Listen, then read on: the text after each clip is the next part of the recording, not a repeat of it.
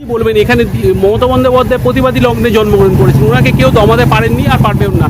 আজকে উনি কিন্তু একা ক্ষমতায় না থাকতে উনি কিন্তু মোমবাতি মিছিল করলেন, কিন্তু আজকের দিনে দাঁড়িয়ে যেখানে বামেরা রাত জাগা করেছিলেন, সব কিছু আন্দোলন করেছিলেন মোমবাতি মিছিল, কিন্তু আজকের দিনে কেন তারা নিশ্চুপ, কি বলবেন? এটা খুব আশ্চর্যজনক বিষয় যে প্রত্যেকটা ক্ষেত্রে আমরা রাত জাগো বা রাত্রি দখলের যে কর্মসূচি দেখে থাকি, এই বিষয়ে কেন রাত্রি দখলের কোনো কর্মসূচি হচ্ছে না?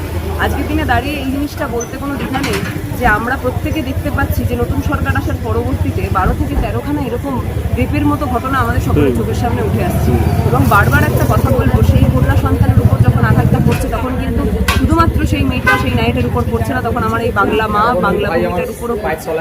আজকে যারা সরকারে বিরাজমান হয়েছে আমি তাদেরকে বলতে চাই, তারা বিধানসভার মঞ্চটাকে ব্যবহার করে নিজেদের স্বার্থ চরিতার্থের জন্য। আমরা দেখতে পাচ্ছি যে বিধানসভার মঞ্চ থেকে টার্গেট করা হয় তৃণমূল কংগ্রেসকে। আমরা দেখতে পাচ্ছি সেখান থেকে যারা 21শে জুলাইয়ের জন্য হয়তো রাস্তাটা ফিতে দিয়ে মাপছে তাদের বিরুদ্ধে এফআইআর করা হয়েছে, কিন্তু যেই সব জায়গায় পুলিশ প্রশাসনের উপস্থিত থাকা প্রয়োজন, গতকাল আমরা দেখতে পারলাম যে সেখানে বারুইপুরে এই ঘটনাটা ঘটেছিল সেই জায়গাকে কেন্দ্র করে সেইখানে যেখানে এই পুলিশ প্রশাসনগুলো উপস্থিত থাকার কথা ছিল, সেই সকল পুলিশ প্রশাসন যেন হঠাৎ করে কোনো বড়বাবুর আদেশ অনুসারে উপস্থিত হয়ে গেল এই কালীঘাট 30B হরিশ চ্যাটার্জি স্ট্রিটের সামনে।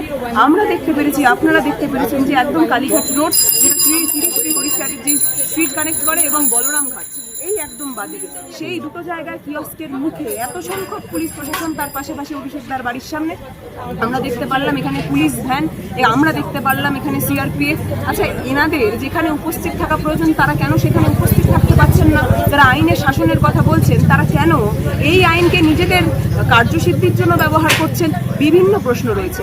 আজকে যখন ভেন্ডারদের চোখেও আমরা জল দেখছি, সেই নিয়েও কিন্তু এই প্রশাসন এই সরকার কোনো কথা বলছে না। বারবার আমরা দেখতে পাচ্ছি যে এই সরকার যেইভাবে চালনা করার চেষ্টা করছে সেই চালনা, সেইটা কিন্তু আমার বাংলার চিরাচরিত জায়গা নয়, চিরাচরিত রূপ নয়।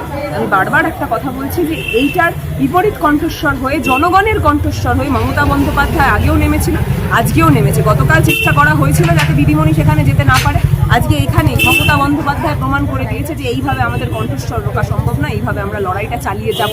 এবং বারবার একটা কথা বলছি, আপনার স্বর আমার স্বর সকলের স্বরে জাস্টিস ফর বারুইপুর, সেই জিনিসটা কিন্তু উঠে আসবে। সেটাকে লক্ষ্য রেখেই, জাস্টিসকে লক্ষ্য রেখেই আমরা সেই আশাবাদী হয়ে আজকে আপনারা দেখেছেন যে হাতে ক্যান্ডেল নিয়ে তার পরবর্তীতে মার্চ করেছি, সেখানে নেতৃত্ব দিয়েছেন আমাদের নেত্রী মমতা বন্দ্যোপাধ্যায়। দিদি, এই যে এখন নতুন সরকার আসার এতে ওনারা বলেছিলেন যে ভয় আউট ভরসাহীন, তারপরেও কেন এরকম ভয়, আবার একই জায়গায় ভয় কেন আসছে? না, ওরা তো পুরোটাই ভয় কেন্দ্রিক রাজনীতি করে এসছে। আমরা তো এই দৃশ্য দেখেছি যে এত সংখ্যক মানুষজন ভোট অধিকার থেকেই বঞ্চিত ছিল। আমরা বরাবরই এই দৃশ্য দেখে এসেছি যে আপনি যদি কণ্ঠ ছেড়ে কথা বলতে যান, আপনি যদি ফেসবুকে কোনো একটা জিনিস লেখেন, তার পরবর্তীতে আপনাদের বিরুদ্ধে এফআইআর হয়ে যাবে, আপনাকে 10 দিনের 12 দিনের জেল কাস্টাডি তুলে নেওয়া হবে। শুধুমাত্র তাই কেন, বেলটাও বেল প্রোভাইড করার জায়গাও নেই, অর্থাৎ নন বেলেবল অফেন্সে আপনাকে তুলে দেওয়া হচ্ছে। তো এরকম যে একটার পর একটা দৃশ্য আমরা দেখতে পাচ্ছি, এইভাবে যারা মনে করে যে বাংলার রাজনীতিটা তারা বিরোধী শূন্য করবে, সেই জিনিসটা অন্তত গ্রহণযোগ্য নয়। যতদিন এই মাটিতে বাংলার মাটিতে মমতা বন্দ্যোপাধ্যায় রয়েছে, আমরা কেউ সেইভাবে কিন্তু সেই জিনিসটা হতে দেব। Thank you.